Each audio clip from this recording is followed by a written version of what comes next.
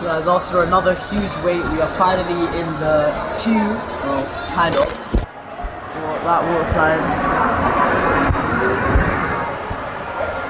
In the Neptune Tower, I believe this is the falls. We were supposed to go on the shark attack, then we switched to the stinger, and now we're right now on the falls.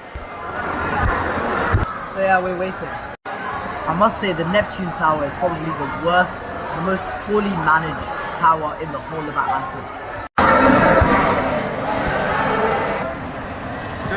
Alright, we're off. Oh wow.